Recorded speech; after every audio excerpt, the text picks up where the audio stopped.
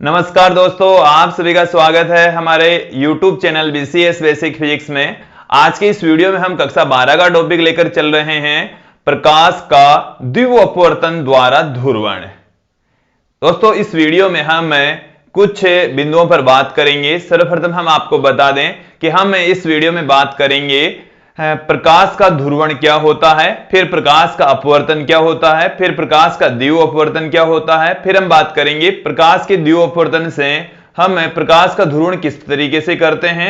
उसके पश्चात हम द्विअपवर्तन का एक एग्जाम्पल यहां पर देखने वाले हैं, निकोल प्रिज्म का। तो चलो दोस्तों, इस वीडियो को स्टार्ट करते हैं और एक एक बिंदु की बात करते हैं कंटिन्यू। सबसे पहले हम बात करेंगे कि प्रकाश का ध्रुवण क्या होता है। देखिए दोस्तों, जो साधारण प्रकाश होता है वो विद्युत चुंबकीय तरंगों के रूप में होता है और विद्युत चुंबकीय तरंगों में विद्युत क्षेत्र तथा चुंबकीय क्षेत्र दोनों एक समान कला में एक दूसरे के लंबवत व तरंग संचरण की दिशा के लंबवत कंपन करते हैं। लेकिन जो तरंग संचरित होती है उसमें ऊर्जा का जो अधिकांश हिस्सा होता है वो विद्युत क्षेत्र के द्वारा संचरित होता है, अर्थात विद्युत क्षेत्र है वो अधिकांश ऊर्जा को संचरित करता है, इसलिए विद्युत क्षेत्र को हम प्रकाश सदिश कहते हैं। अब जो प्रकाश की तरंग होती है उसमें विद्युत क्षेत्र सदिश अर्थात प्रकाश सदिश चारों ओर उपस्थित होते हैं। तरंग इधर संचरित हो रही है, तरंग संचरण की दिशा के लंबवत चारों ओर प्रकाश सदिश उपस्थित होंगे। अब किसी भी प्रक्रिया के द्वारा यदि इन प्रकाश सदिशों को एक तल में व्यवस्थित कर दिया जाता है तो उस घटना को हम ध्रुवण कहते हैं। एक बार फिर से सुन लेंगे कि जो साधारण प्रकाश होता है उसमें तरंग संचरण की दिशा के लंबवत चारों ओर प्रकाश सदिश उपस्थित होते हैं, मौजूद होते हैं, और उन प्रकाश सदिशों को यदि एक तल में व्यवस्थित कर दिया जाता है तो उस घटना को हम प्रकाश का ध्रुवण कहते हैं, पोलराइजेशन ऑफ लाइट कहा जाता है। दोस्तों, तो हमने कुछ विधियां आप लोगों के सामने बताई है और उनमें से आप आज एक विधि यहां पर पढ़ेंगे कि द्विअपवर्तन द्वारा प्रकाश का ध्रुवण किस तरीके से होता है। सबसे पहले मैं बात करता हूं प्रकाश का अपवर्तन क्या होता है। दोस्तों, जब प्रकाश की किरण एक माध्यम से दूसरे माध्यम में जब प्रवेश करती है तो उसके अपने पथ से विचलित हो जाने की घटना को हम प्रकाश का अपवर्तन कहते हैं। एक बार फिर से सुन लेंगे कि देखिए दोस्तों, जब प्रकाश की किरण एक माध्यम से दूसरे माध्यम में जैसे ही प्रवेश करती है तो अपने मूल पथ से विचलित हो जाती है और उस घटना को हम अपवर्तन कहते हैं। आज के इस वीडियो में आप देखेंगे प्रकाश का द्विअपवर्तन। द्विअपवर्तन में क्या होता है, देखिए सुनिए कि जब साधारण प्रकाश एक माध्यम से दूसरे माध्यम में प्रवेश करता है तो वो जो प्रकाश की किरण है वो दो टुकड़ों में टूट जाती है। एक उसका जो हिस्सा है, एक जो टुकड़ा है, एक प्रकाश किरण का जो भाग है वो बिना विचलित हुए सीधे ही संचरित होता है और उसका दूसरा जो हिस्सा है वो प्रकाश के अपवर्तन के नियमों का पालन करता हुआ संचरित होता है। तो जो साधारण प्रकाश है जैसे ही एक माध्यम से दूसरे माध्यम में प्रवेश करता है तो वो दो भागों में टूट जाता है और उनमें से एक भाग प्रकाश के अपवर्तन के नियमों का पालन करता है जिसे हम साधारण प्रकाश किरण कहेंगे, ओ किरण कहा जाएगा, ऑर्डिनरी रे ओ किरण कहा जाता है। दूसरा जो हिस्सा होता है वो बिना विचलित हुए सीधे ही निकल जाता है, अपवर्तन के नियमों का पालन नहीं करता, इसलिए उस प्रकाश किरण को हम असाधारण प्रकाश किरण या एक्स्ट्रा ऑर्डिनरी रे कहा जाता है और उस किरण को हम ई रे कहेंगे। दोस्तों, ई किरण कहा जाएगा। तो जब प्रकाश की किरण एक माध्यम से दूसरे माध्यम में प्रवेश करती है तो उसके दो टुकड़ों में टूट जाने की जो घटना है उस घटना को हम प्रकाश का द्विअपवर्तन कहते हैं। तो दोस्तों, आप लोगों को यह समझ में आया होगा कि जब प्रकाश की किरण एक माध्यम से दूसरे माध्यम में प्रवेश करती है तो उसके दो भागों में विभाजित होने की जो घटना है उसको हम द्विअपवर्तन कहते हैं और वो दो भाग हैं उनको हम ओ किरण तथा ई किरण कहते हैं। और जो ओ किरण तथा ई किरण जो हमें प्राप्त होती है वो विशेष प्रकार के क्रिस्टलों से ही प्राप्त होती है, जैसे कैल्साइट क्रिस्टल हो, टूरमेलिन जैसा क्रिस्टल होता है, उनसे ही द्विअपवर्तन की घटना घटित होती है। सभी क्रिस्टलों में ऐसा नहीं होता है। दोस्तों, तो जब द्विअपवर्तन की घटना घटित होती है तो उससे जो हमें प्रकाश मिलता है वो ध्रुवित प्रकाश होता है, अर्थात उसमें जो प्रकाश सदिश होते हैं वो एक ही तल में मौजूद होते हैं। दोस्तों, अब हम इस द्विअपवर्तन की घटना कहते किसे हैं उसको मैं यहां पर बोर्ड पर पुट करूंगा, साथ में आप लोगों को बताऊंगा कि किस तरीके से द्विअपवर्तन होता है। फिर उसके पश्चात हम निकोल प्रिज्म का एग्जाम्पल पढ़ेंगे, अध्ययन करेंगे। देखिए दोस्तों कि जब कोई प्रकाश की किरण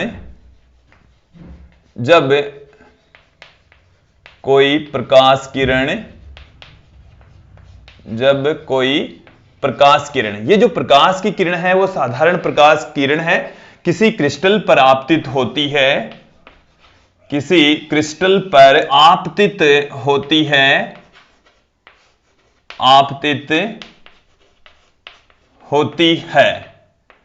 जब कोई प्रकाश किरण किसी क्रिस्टल पर आपतित होती है तो वह दो भागों में टूट जाती है,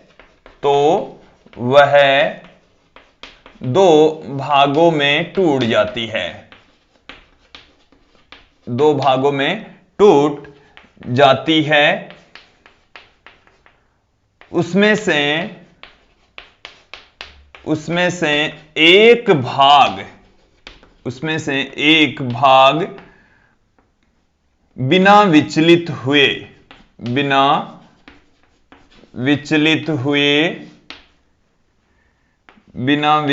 हुए सीधा ही निकल जाता है।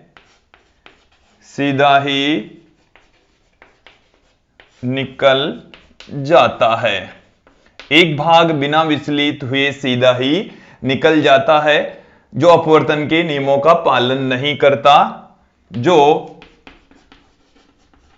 अपवर्तन के नियमों का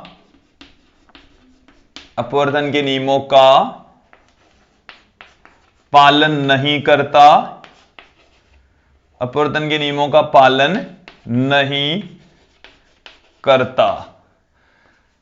करता है, असाधारण प्रकाश किरण कहलाती है। असाधारण प्रकाश किरण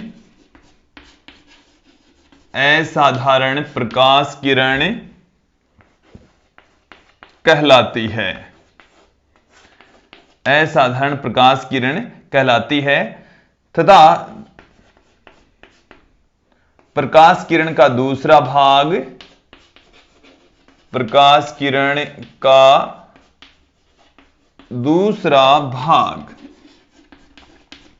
अपवर्तन के नियमों का पालन करता है, अपवर्तन के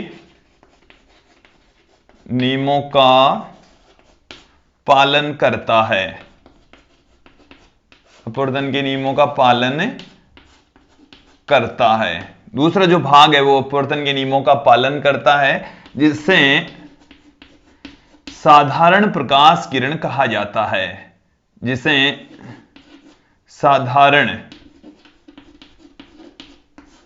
प्रकाश किरण कहा जाता है।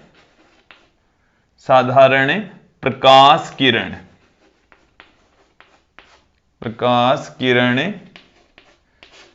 कहा जाता है। साधारण प्रकाश किरण कहा जाता है और इस घटना को हम प्रकाश का द्विअपवर्तन कहते हैं। इस घटना को प्रकाश का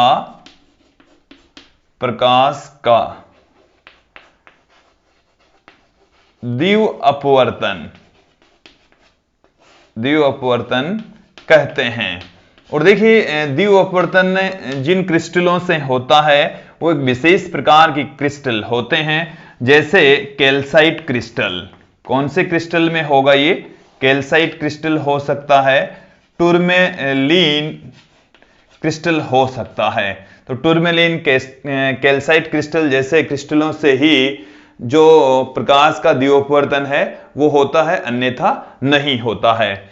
अब देखिए दोस्तों, जब द्विअपवर्तन की घटना घटित होती है और जब कैल्साइट क्रिस्टल से प्रकाश निर्गत होता है तो इनसे क्रिस्टलों से निर्गत जो प्रकाश होता है वो ध्रुवित प्रकाश होता है। तो कैल्साइट टूरमेलीन जैसे क्रिस्टलों से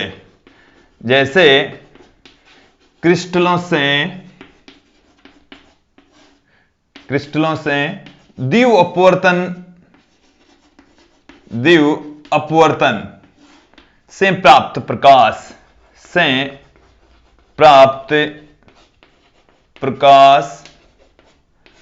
ध्रुवित प्रकाश होता है।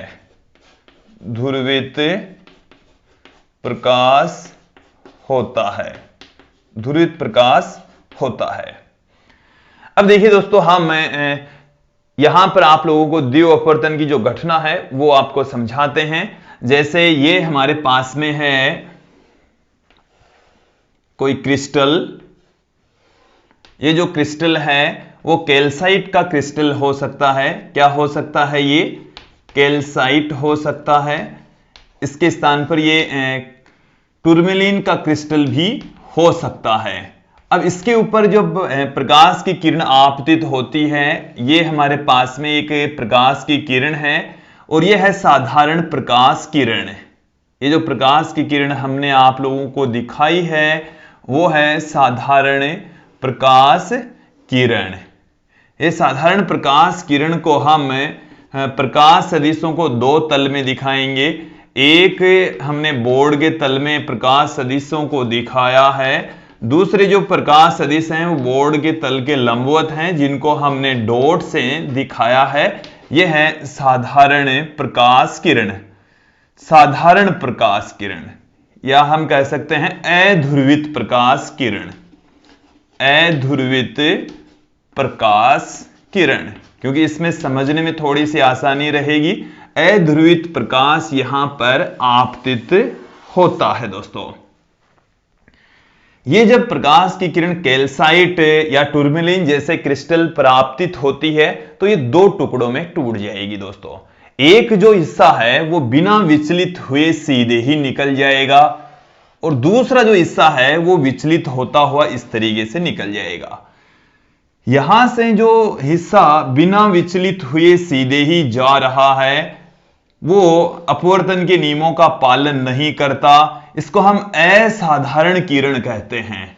असाधारण किरण कहा जाता है। इसको हम अंग्रेजी में ई किरण कहेंगे। क्या कहा जाएगा दोस्तों?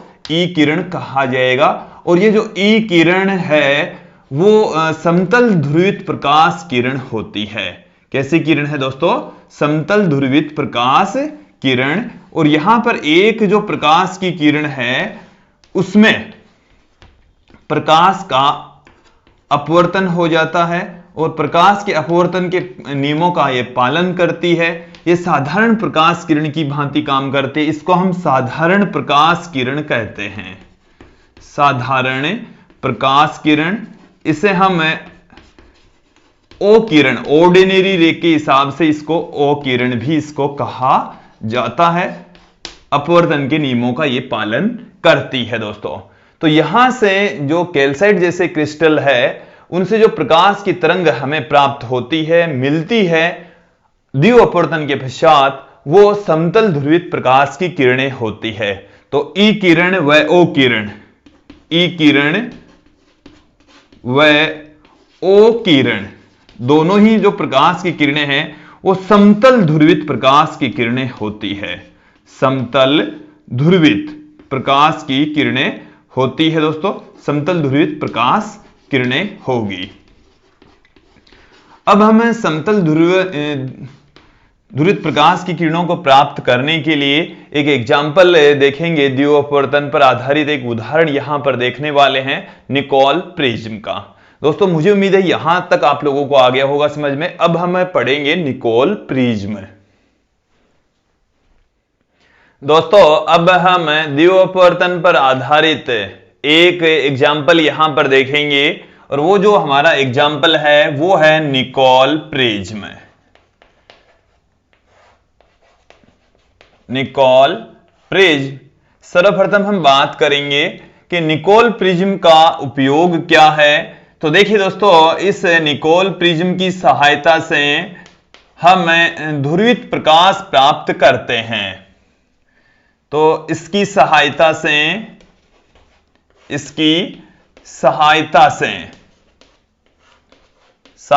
से समतल ध्रुवित प्रकाश प्राप्त करते हैं। समतल ध्रुवित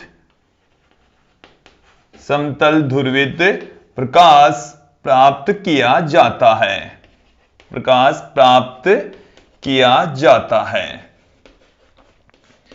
फिर हम बात करते हैं कि ये कौन से विधि पर काम करता है, तो यह द्विव अपवर्तन की घटना पर आधारित है।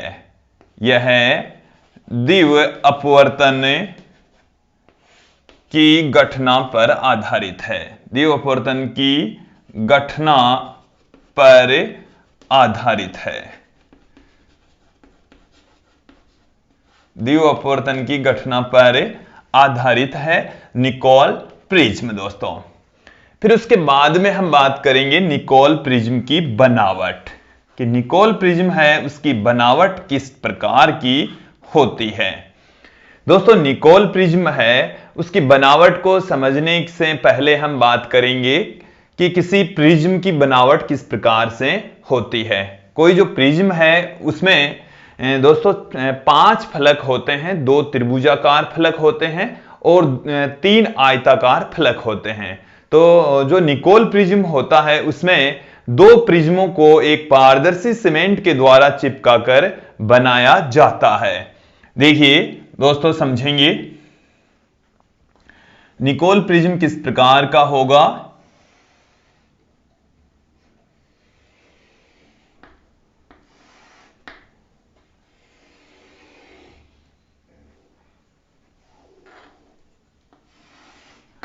ये निकोल प्रिज्म है दोस्तों।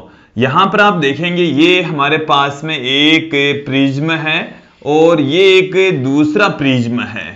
तो ये दोनों जो प्रिज्म है, एक ये वाला प्रिज्म और ये 2 प्रिज्म हो गए, और दोनों प्रिज्मों को आपस में एक पारदर्शी सीमेंट के द्वारा चिपका दिया जाता है। तो ये एक्चुअल में है क्या, 2 प्रिज्म होते हैं और दोनों प्रिज्म को हम 2 प्रिज्म को पारदर्शी सीमेंट द्वारा जोड़ते हैं, पारदर्शी सीमेंट द्वारा जोड़ा जाता है, सीमेंट द्वारा जोड़ा जाता है। और जहां से भी इनका जुड़ाव होता है, आपस में जुड़ते हैं, उस हिस्से को, उस भाग को, उस सतह को हम कन्नाडा बाल्सम कहते हैं दोस्तों। इस हिस्से को क्या कहा जाता है, कन्नाडा बाल्सम कहा जाता है दोस्तों। अब इसको बनावट भी इस प्रकार से होती है कि इसका एक हिस्से का, ये जो लगातार यदि हम 2 कोण की बात करें तो ये दोनों कोण, एक तो होता है 68 112, 68 और 112, और यहां पर ये जो कोण होता है वो होता है 109 और एक होता है 69। तो इसको बनावट ही इस तरीके से की जाती है कि उसके जो कोण होते हैं दोस्तों, कोण 2 प्रिज्मों को आपस में चिपकाने के पश्चात जो कोण है वो एक कोण तो होता है 68, फिर जो कोण है वो 112, फिर एक जो कोण होता है वो 71 और 109 डिग्री के कोण होते हैं दोस्तों।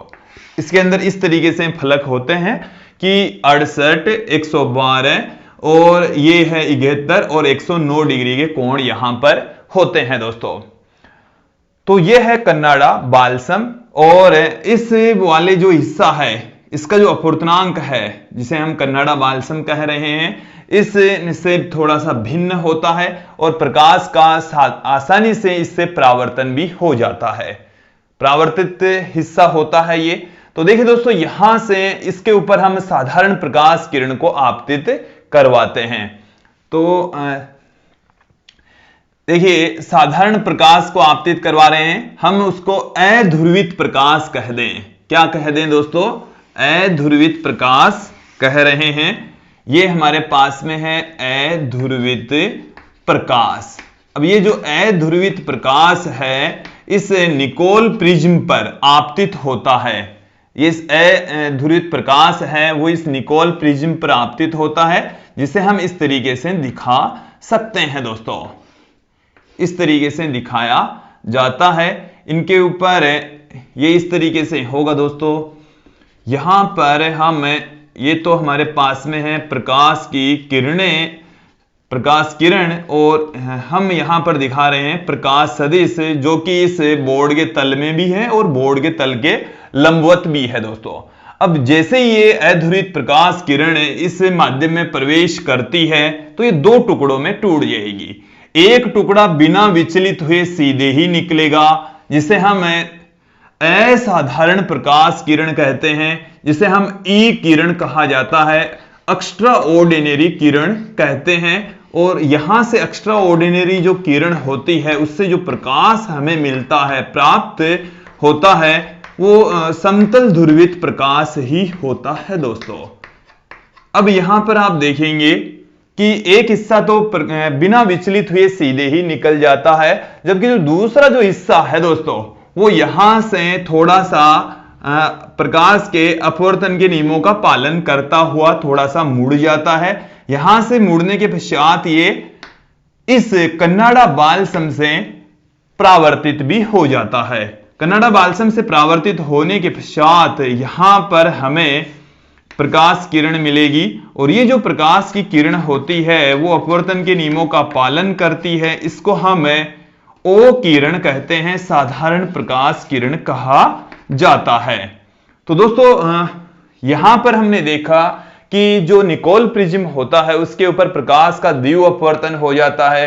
द्विव अपवर्तन में दो किरणें प्राप्त होती है, ई किरण तथा ओ किरण। ई किरण बिना विचलित हुए सीधे ही पारगमित हो जाती है, और ओ किरण पहले अपने पथ से विचलित होती है, फिर कन्नाडा बालसम से परावर्तित भी हो जाती है। कन्नाडा बालसम से ये वाला जो किरण है वो परावर्तित भी हो जाएगी, और हमें ई किरण तथा ओ किरण इस तरीके से प्राप्त होती है। ये जो दोनों ही प्रकाश की किरणें होती है वो ध्रुवित प्रकाश की किरणें होती है। यहां पर जो ओ किरण होती है वो आंशिक रूप से ध्रुवित प्रकाश किरण भी हो सकती है दोस्तों। तो ये था निकोल प्रिज्म, और ये द्विव अपवर्तन की घटना पर आधारित होता है। और हमने यहां पर इस वीडियो में सीखा कि द्विव अपवर्तन की घटना से कैसे प्रकाश का ध्रुवण होता है। मुझे उम्मीद है दोस्तों आप लोगों को ये वीडियो अच्छे से समझ में आया होगा। आज के इस वीडियो में इतना ही। धन्यवाद दोस्तों।